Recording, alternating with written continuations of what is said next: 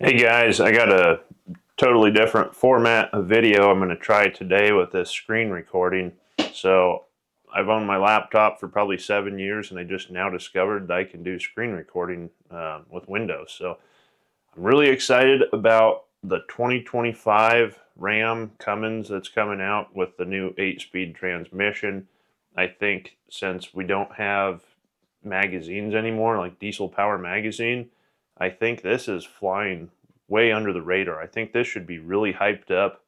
I'm really excited about this truck. You're probably wondering, why would Doomsday Diesel be talking about a brand new 2025 diesel with all the electronics and stuff? Well, I think this is going to be like a holy grail, kind of like the LBZ Duramax, or also like the 98 6BT 12 valve with the new interior and options from the 98 to '02 Dodge Rams. So this one, I think it most closely resembles the LBZ Duramax. So the LBZ, if you're not familiar, they came from the LLY, which was a 5-speed transmission, had kind of so-so power output. We knew that the DPFs were going to be on all the new trucks starting in '07 with the new tier of emissions that were coming out. So you had less than a year and a half to order an LBZ before the LMMs came out. The other difference was the Allison was a 5-speed up to that point. The LBZs came out with the new 6-speed option. So you got a ton of power, you got more gears in your transmission, and you didn't have the new emissions. So let's fast forward to 2025. We have new emissions coming out in 2027, unless I'm optimistic that our new government will put an end to some of this, but I'm not going to hold my breath for it. So in 2027, essentially what's going to happen is these pickup manufacturers are going to have to warranty the factory emissions equipment for approximately 200,000 miles. And they know this stuff's going to fail. So they're just going to, let's say they know it's going to fail 4 times in 200,000 miles. They're going to charge you for 4 DPFs and your purchase price. So the price is going to go through the roof, first of all. There's actually going to be more stages to the emissions system, which is hard to believe. But yeah, the allowable emissions in 2027 is going to go way down, which means there's going to be more stuff to fail and it's going to be more expensive and you're going to get even worse mileage. So 2027, in my opinion, could be the death of these consumer pickup diesels unless, hopefully Trump and RFK Jr. get in there and put an end to some of this madness. Hopefully the auto manufacturers step up and start suing the EPA for their government overreach. I digress, but I do want to paint a bold picture of how dark 2027 looks in terms of the consumer diesel pickup market. So what do we have coming in 25 and 26 that would make this the holy grail year? Number one, first and foremost, is, in my opinion, the 8-speed transmission is about as close to the perfect potential transmission that you could have in number of uh, gear ratios. The 6-speed isn't quite enough. It's not perfect, and 10 speeds is too many. I think 7 or 8 ratios is the correct number. If you want to get perfect, you also have to have the right ratio splits and ratio numbers. But I think this 8-speed could be a game changer. I think it could put Dodge at the top, and we're going to dive deep into just the 8-speed. This video was originally just going to be a really nerdy technical overview of the 8-speed. I decided I'm just going to go over everything in one video. I will timestamp this video, so if you want to skip all my blabbering about the rest of the pickup, you can skip to the second half of the video, just where I go in depth on this transmission. But first, looking at the pickup, the body style hasn't really changed. I've never been a fan of Dodge since their bodies always rust out. They have tons of electrical gremlins. When I was in college back in like '09 through 14, I was working at a truck shop. We put on aftermarket accessories and we would do factory or dealer installed options for the dealership. So we got brand new trucks off the lot that we would put tint and tonneau covers on. And we had multiple Dodge Rams come in with rust around the windshield, around the back window. Like they were already starting to rust. So I pray to God they have that fixed. That could just be a material problem. It could also be a paint problem. But these are the same cabs that I was working on 15 years ago, 16 years ago, which is crazy to think it's still that same cab. But to put it into perspective, you look at the square body Chevys, those ran from 74 to 91. And they got some facelifts with different hinge style for the hood, different fenders, different grille, but essentially had an unchanged cab, doors, and bed. You know, they got the minor changes, but for the most part, 74 through 91 was like the longest run of body style. So I'm a little disappointed that we're not getting maybe the half-ton 1500 cabs, but at the same time, you would hope the issues would all be resolved. The body style staying the same means we don't have to wait for aftermarket accessories to come out because everything going back that already exists should still fit. Personally, I like the front end change. I like the headlights. Looking over here at this Rebel truck, this grille is obnoxious. I think they should pretty quickly take customer feedback and realize that grille sucks. These other two grills, I don't mind them. I have kind of my own ideas on how I would want to customize one to stand out from the rest of the crowd. But the headlights, I really like these headlights. I hate the fact that they try to take a crap on the cheap trucks and they put halogen bulbs in and make LEDs like a luxury option. I think lighting is a safety feature and it should be standardized. I think everything should have the same lighting. You should strive as a manufacturer to provide the best lighting possible, and I don't think you should have to pay to get a safer vehicle. I'm going to talk about the Dodge Charger as a reference for a second. So I have a Pursuit model Charger that has the halogen bulbs, which absolutely suck. And they also had an HID option, and those lights are really good. I don't understand why you would give our law enforcement officers these crappy halogen bulb options instead of giving them, you know, the safer, better, more usable HID option. It's a money grab, and it's just one of thousands of reasons I hate auto manufacturers. The other thing is on the Charger, the door panels, Chargers and Challengers, the door panels have been peeling up on them for 10 years. They had a class action lawsuit filed against them, but they got a corporate judge to take the case, and they ruled in the side of Mopar.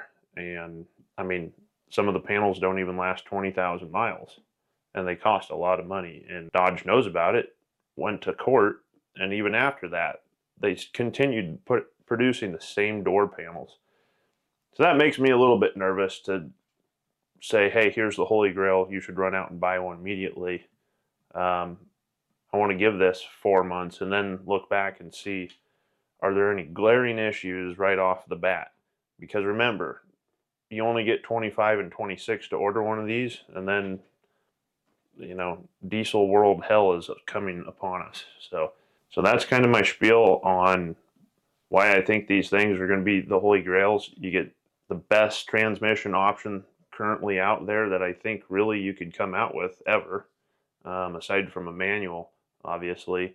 You get the new cast iron block. You get or should I say, going back to the old cast iron block that was proven. You're going to glow plugs. I think the big reason there is you can do an afterglow cycle after startup to reduce emissions during a cold startup while you're idling. And I have no problems with that. All my trucks with glow plugs versus grid heaters, I've always had better luck with glow plugs. Hopefully they put them in an accessible location so we don't have to lift the cab off like you pretty much do with the Duramax, and totally fine with that. There's talk about the lifters. I really don't have an opinion there. The biggest thing really though is the transmission, and then power wise, here's kind of a pet peeve of mine is how many YouTubers are just putting stuff out to get clicks. So there was kind of some rumors dropped that, okay, here's the stuff, the glow plugs and the iron block, and they say Dodge is going to just a standard one configuration. It's just going to basically be the high output of the last generation, no more standard output. But power ratings are going to stay the same, and that kind of irritates me to no end that people are preaching this on articles and YouTube like it's gospel, as if Dodge announced this themselves. When have we ever seen a new generation diesel engine come out that didn't improve upon the power numbers of the previous generation? Answer: never. Anytime a new engine comes out, even if it's 5 or 10 horsepower, you still got a bump, because it's got to be better than the last thing or it's not going to sell. You're not going to sell these just with a transmission, especially when they're in third place in the horsepower wars. I mean, they're trailing right now. Torque wise, they're kind of like in second place between GM and Ford, but horsepower wise, they're in third place. So that they need to step their game up. They need to at least get into a solid second place across the board. So I don't think people should be putting any faith in the power numbers that are floating around out there right now. Dodge is supposedly going to be announcing this new truck on January 7th. So I'm super anxious for that. I've had that set on my calendar, and I hope they announce all the specs at that point. I hope they update the website so you can start building this, so we can see every option that's available for these things. We can see the power specs, see pictures. But January 7th, I'm hoping we know a lot more, at least the power specs. And I would be willing to bet money that it should obviously be an improvement, even if very marginal, over the 2024 high output. And you still might be asking yourself, okay, but still, why would Doomsday Diesel be talking about the new 2025 Dodge Ram pickups? Well, I've been looking for a new truck, not new to me truck, for the last 2 years, and I was pretty much sold on getting an LPZ Duramax dually. So little background story. I've had my LBZ since 2013 when I graduated college. It's a crew cab, short bed, single rear wheel, 4-wheel drive. I knew about these all the way back in 2006 when Diesel Power Magazine put an article out saying this is going to be the hot rod, this is going to be sought after. 20 years from now, these are going to be worth the price of gold. And they weren't wrong. I wanted to order one brand new when I was in high school. I was 15 years old. My parents are like, wait, absolutely not. You got to pay for college. And I'm like, these things are going to go up in value. And sure enough, they're worth twice as much now as they were 10 years ago. So I think the 2025 Ram 3/4 ton, 1 tons are going to be the same story. However, I've been spending the last 2 years looking for an LBZ dually. I need the long bed for Doomsday Diesel for hauling parts around. I would like the dually for hauling vehicles. I started doing trips to like Toyota Jamboree, and I'm going to start doing trips out to Moab, Utah. I would like it for the stability, just towing through the mountains and stuff. I need the dually payload and towing rating for hauling hay on the 40-foot trailer. So I need the dually, I need the long bed. So I'm looking at an LBZ, and then this news broke that the 8-speed is coming out in the new Rams. And I thought, you know what? For what they're charging for LBZs right now versus what you could buy a tradesman Ram for, I really need to break this down. And so I kind of made a spreadsheet, and I'm going through it, and I'm looking at, okay, brakes. The LBZ brakes suck. They've always sucked. The show Trucks on Power Nation, they did a segment where they said we need to upgrade the brakes on this LBZ. They must be worn out. And then they took the wheels off, and they're like, wow, these brakes look brand new. I guess they just suck. The turbo brake was never a factory implemented option on an LBZ. It was there because of the Kodiaks, but the programming was not there in the pickups. So even though you could unlock it, the only way to really use it was to manually downshift, because the tow haul mode did not have the programming in the transmission to aggressively downshift. And so the Rams obviously have the best reputation for the turbo braking feature. So that's another big one. Even though the LBZs have it and it can work, it's all manual. It's all, you can't just set it and forget it. You always have to be alert and using it. And then the interiors, they're aged. They're 20 years old almost, and they're dated. A lot of the lights burn out everywhere on those. And the suspension's going to need refreshed. So at this point, I've spent the last 2 months trying to recover from a severe back injury. So I've spent a lot of time on the computer, and I've also spent a lot of time thinking of ways to improve my life, to make things easier on my back. What can I do to put less stress on my back? What can I do that's more comfortable? Because I'm only 33 and I can hardly walk right now. So I'm weighing the options of a new truck versus an LBZ. You also get self-leveling rear air suspension on the new dualies. That's huge. I'm sure the ride quality is going to be phenomenal because of that. So I've pretty much sold myself on one of these new trucks. It's hard to admit that to myself or publicly, because I've always been strongly on the side that I will never buy a brand new vehicle, because they're overpriced and the corporate owners are all super greedy and filthy overpaid. But at some point, you got to compromise and say, you know what, this is going to improve my quality of life, and it's a pretty important thing. So I'm looking at one of these pretty hard right now. I'm not sold on it. The price is a big thing, and like I said, I want to wait about 4 months to see if any glaring issues come out right at the beginning, and then I'll do a final assessment before I make my decision. The other big thing about the new trucks versus an LBZ is the LBZ's cooling package kind of sucked. The transmission cooler was placed out of the direct path of airflow, so you have to flip that over to raise it up higher. But even then, 360 horsepower, 650 pounds of torque, you're not going to be able to increase that without maxing out your cooling system, because they already run hot bone stock. So you can add power to an LBZ, but then you're going to have to build a transmission, and you're basically going to have to replace your whole cooling system with a completely upgraded aftermarket cooling system. Now you look at the Dodge, these are designed for at least 430 horsepower, 1,075 foot-pounds of torque, and to tow more weight with that power. So towing the LBZs, whatever it is, 14,000 pounds, with the new Dodge's power, that alone would require more cooling capacity. But now we get to tow even more weight. So that means this Ram's got to have a ton of airflow and a ton of cooling capacity. And that is why I see that they've opened up the grill just dramatically.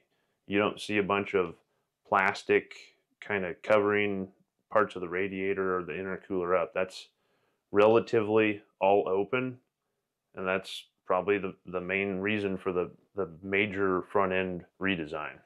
And lastly, if you look at that from a power points perspective, the Ram's already where my Duramax is on my hottest tune, and yet I can tow with this amount of power.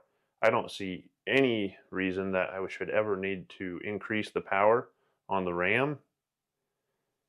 Whereas on the LBZ, I would have to do all sorts of modifications to bring it up to the Ram's level and be reliable. So to recap, the 2025 Dodge, you're going to have probably more power. You get more reliable engine, hopefully, with the change back to the cast iron block. But you get that 8-speed transmission. And so now we're going to go into the transmission. We're going to dive deep into that. So I built this spreadsheet here, basically putting transmissions of the Dodge on here and some other relevant transmissions. So you have on the left side the ratios, and then on the right side is what they call the split, and that's the percentage change from one gear to the next. So on this 47RH, you had 245, 145, and that's a 69% change. From 145 to 1, that's obviously a 45% change, and so on and so forth. Now, the rule of thumb for a good design is to have a descending split ratio. So this one follows that, not very well. Technically it follows that, 0.694545. Now you go over to the Allison 6. Now you go over to the Allison 1000 6-speed, 0.71 all the way down to 0.28, back up to 4.1, stay at 4.1, go way down to 0.16. That's really bad, and they did not pay attention to that rule at all. Lastly, if you do get one that consistently, and then lastly, if you do get a transmission that consistently decreases in your split as you go, you want to keep the gaps even, and you want to ideally keep them close to 25%. 25 is said to be kind of the golden number if you can stay there. In your deep ratios where you're starting off, you might be changing 3 miles an hour before you change a gear.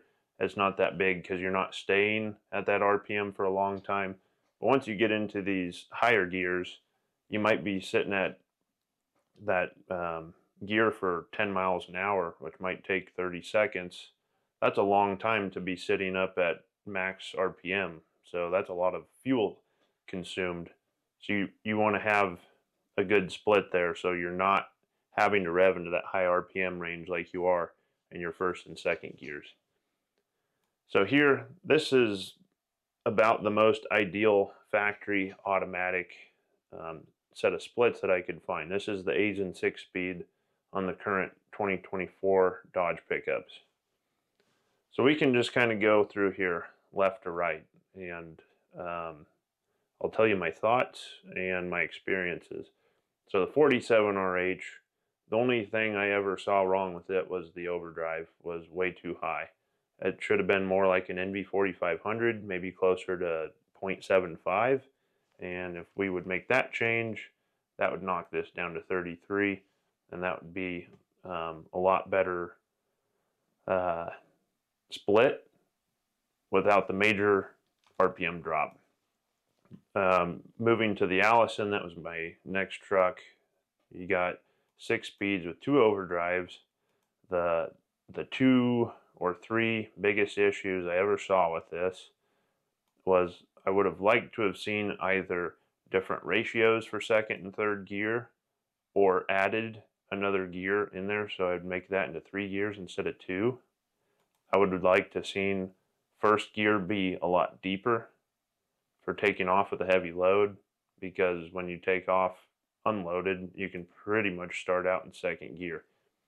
And then for overdrives, I would have rather seen fifth gear be a bit lower or numerically higher. And if I was going to add a gear, I would add it between, I would change fifth gear into 2 gears. So then I will admit, I've never driven either of the Dodge 6-speeds, the 68 RFE or the Aisin.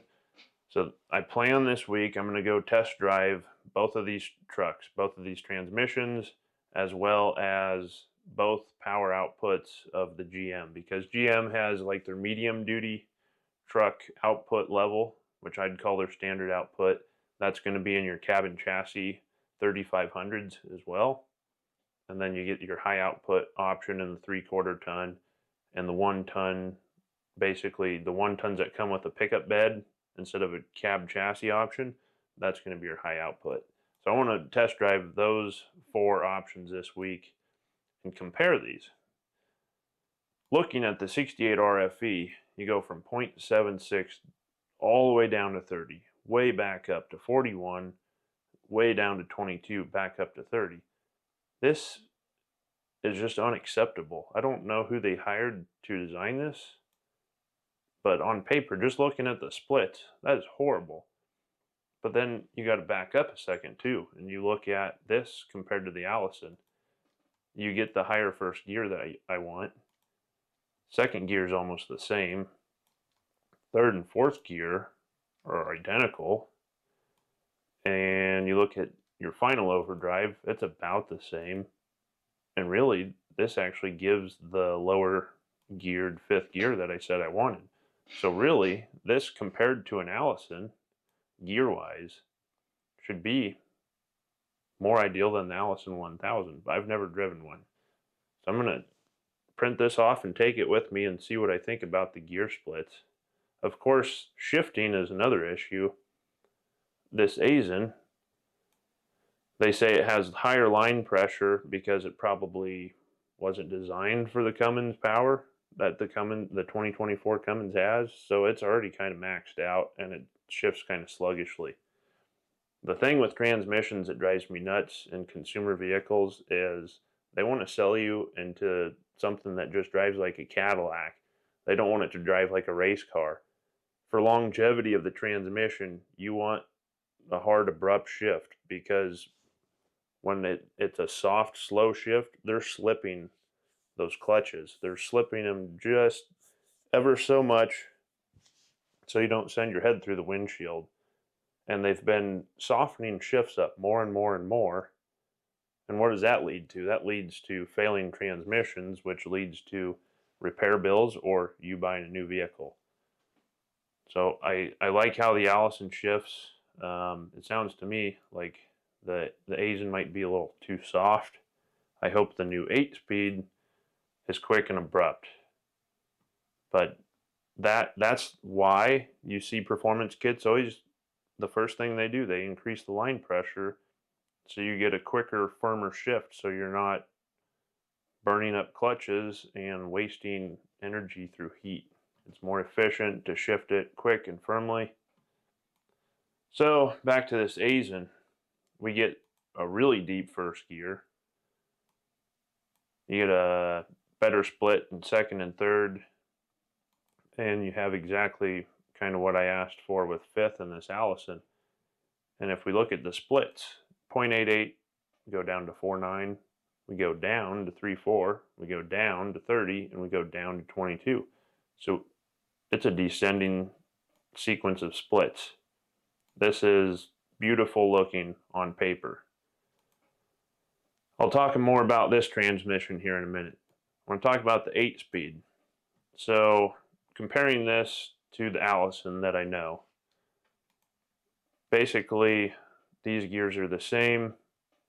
They've just added a granny gear. So that's like your NV4500 or your G56. You get a really deep granny gear for starting out.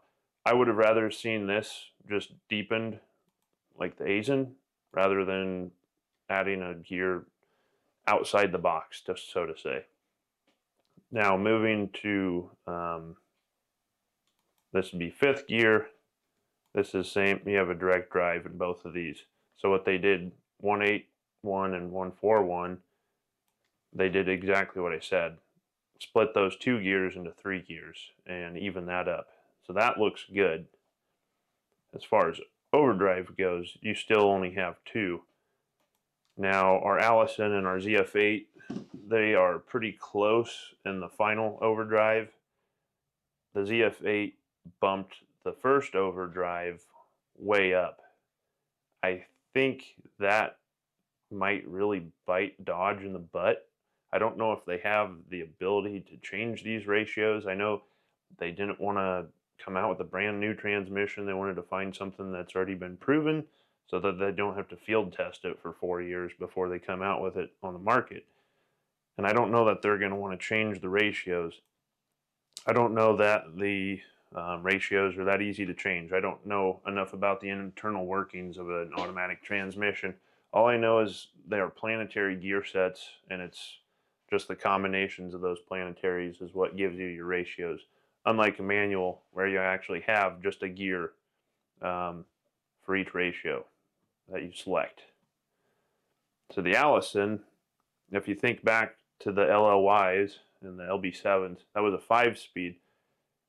And I always had it in my head there was an unused gear in there, like the 6-speed, but it wasn't an actual gear, like a toothed gear that wasn't being used. It was just a combination of planetaries that wasn't being shifted into to give you 6th. And to be honest, we had an LLY before the LBZ. It actually got better mileage, and it was a 4-door long bed dually 4-wheel drive. I could hit 23 miles a gallon in that thing pretty easily on the highway unloaded. And it went through 3 sets of injectors, so the injectors were usually bad, and I was still getting 23 miles a gallon. Then fast forward to the LBZ, crew cab short bed, single rear wheeled 4-wheel drive, and the best mileage I ever got was a little over 22.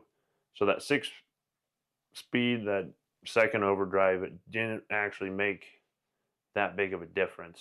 I think we're going to see a lot bigger difference here in these first 5 gears. Now let's look at the split on this. 57 down to 54, and then we go all the way down to 24. That's a huge jump. That's 30 points. And then we go up to 31. We drop 6 down to 25. We drop 6 down to 19. So I don't mind that sequence. But then we go from 19 all the way back up to 31.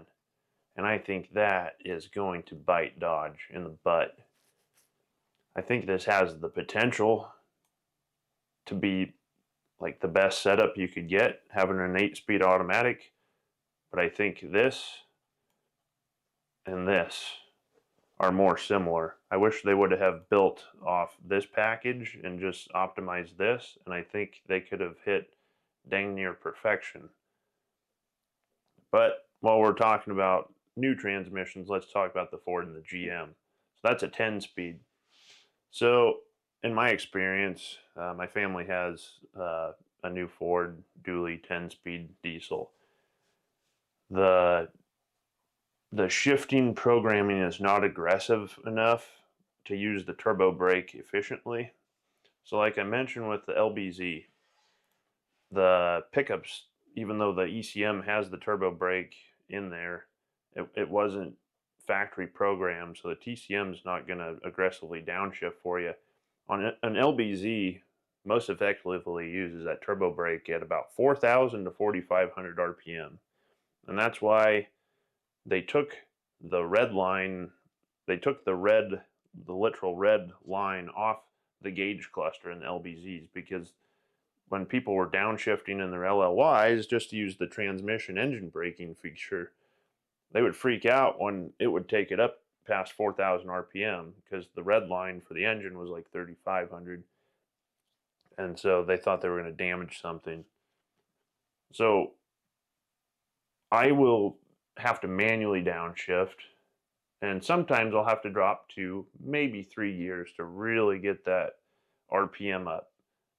So with this 10-speed, the reason I say it's too many speeds isn't for acceleration, it's for braking.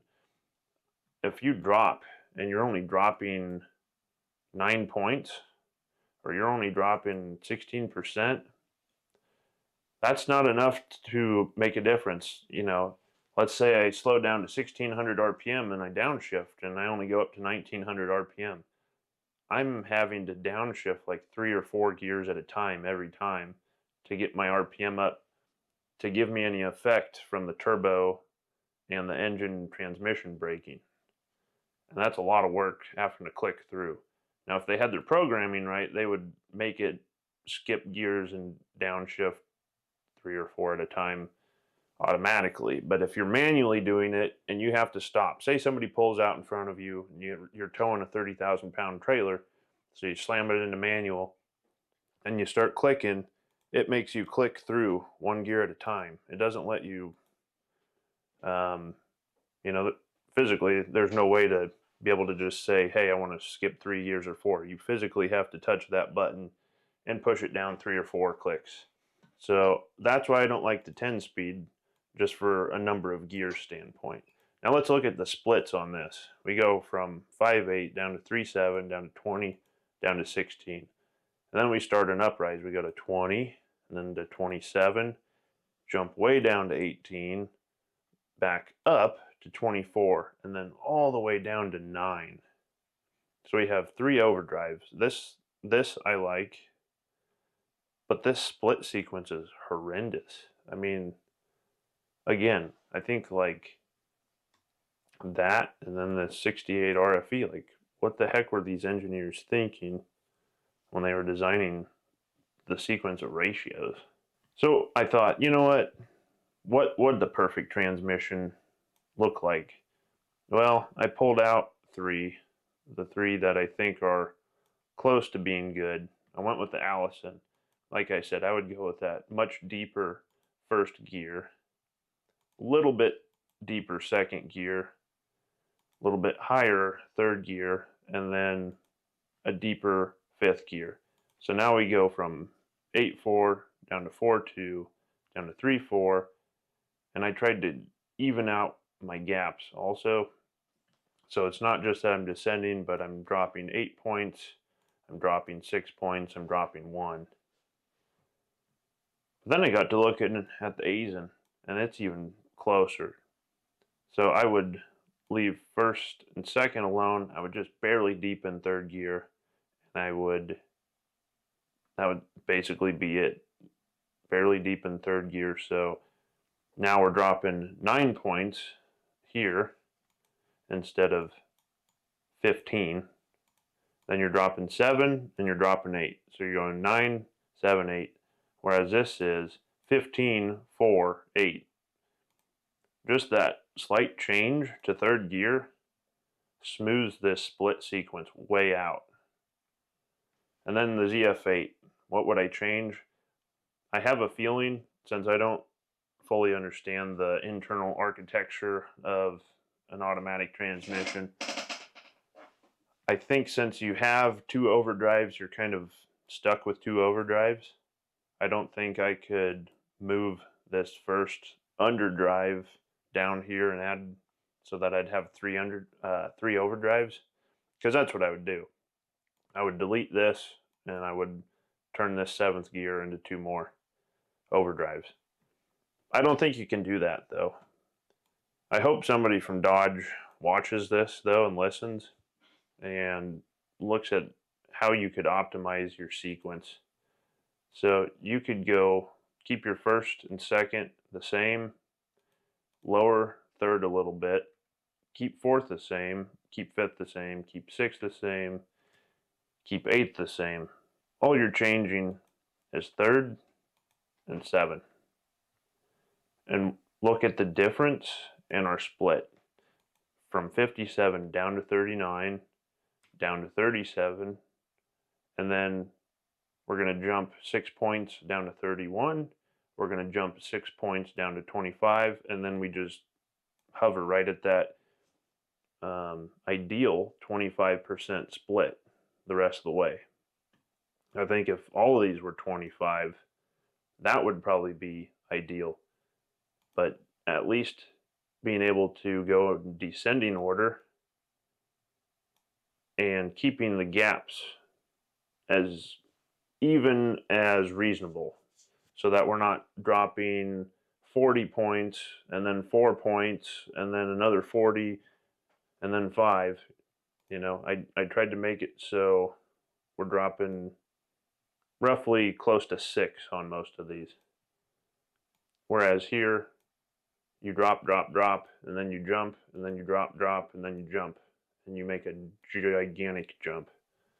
I think this is what I would like to see, and who knows? Maybe there's an aftermarket solution to where somebody could change. So that's what I have on the 8 speeds. I think it's going to be a huge improvement with this new extra gear added in here down low, and a little bit lower gear to get help moving with those 40,000 pound loads that you guys like to pull. I hope they have a dipstick.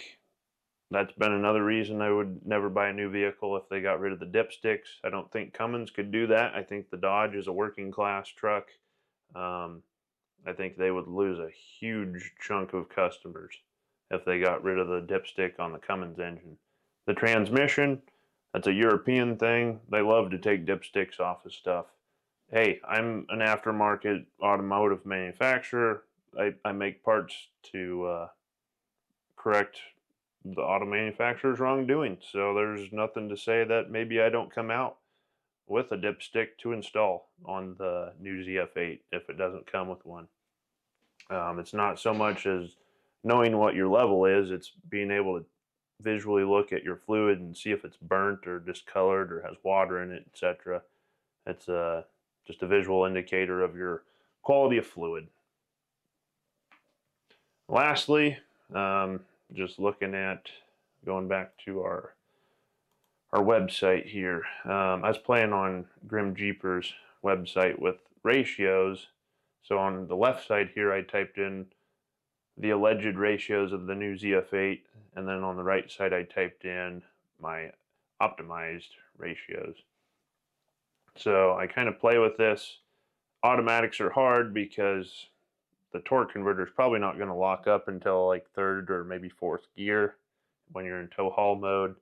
So I don't know what the shift points exactly will be with the torque converter slipping, but just for the sake of conversation, let's assume the torque converter is locked in every gear.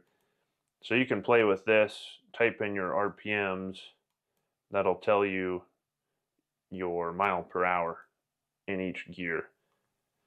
And just for reference, I'm using a 358 ring and pinion ratio and a 30.6 inch tire, which is close to the factory setup. So this is just kind of a fun tool to play with. Now I think using factory options, I would go with a 35 inch tire and 410 gears. And the funny thing about tires is, let's keep this ratio the same. The bigger tire size you have, the smaller the RPM range between shifts. So let's just look at first to second on both of these. With a 30.6 inch tire, we're going to have 2,922 RPM drop. With a 35 inch tire, everything else being the same, you have a 2,554. So you have roughly 400 RPM less of a change just because the tire diameter is bigger. So everything goes into play. Tire diameter, ring and pinion ratio, torque converter slippage. It's a huge balancing act to get this all perfected. But since you can get factory 410 gears, I think that's going to be optimized for a 35 inch tire. And if we plug that in and then we look at our RPMs, just this column here and this column here, 1653 versus 1651, 1057 versus 1058. I'm just looking at the gears that are the same on left and right. Our RPMs are about the same. So I'm going to end this video just with the visuals of the truck. This is what a factory option truck comes with. Basically a 31 inch tire, 30.6 inch tire, I believe. And I hate it. It looks dorky. It looks unproportional. You got these huge wheel wells and then these dinky little tires on this huge truck. Or you can go with these 35 inch replacements that fit with no suspension modifications. They'll fit on the factory wheels. They look proportional. They fill that gap in. It used to be that they had higher load ratings. Now the way tires are made, they're actually pretty much all the same tire load rating, but used to be they would actually hold a couple 100 pounds more per tire. That gives you more sidewall, and sidewall is suspension. So I bet this truck on the 35s, it's gonna ride a lot nicer. It might not handle near as sporty as the shorter sidewalls, but man, if you can get the deeper ring and pinion ratio from the factory with the 410s and run these tires, I think that is going to be the bee's knees. I think if you're looking at getting a new truck in the next 5 years, I would be heavily considering a 25 or $26 Dodge Ram 25 or 3500 before the diesel apocalypse falls on us, courtesy of the EPA. So if you're still here, thanks for watching. I've been putting a lot of thought into this for the past month. I've been playing with gear ratios and numbers and options, searching for any updates on this truck basically daily, multiple times a day sometimes. Super anxious. I'll share my results with the test drives. I'll let you know what I think of Dodge's two 6-speeds versus the new 8-speed, and I'll give you my honest opinion, because I'm a tight ass. I'm hard to please. I strive for perfection, and I'm not going to go easy on them with these reviews during the test drive. So stay tuned. You can look forward to that. And until then, mark your calendar for January 7th. That's when Dodge is supposed to be announcing the full details on these new trucks. We'll see you later.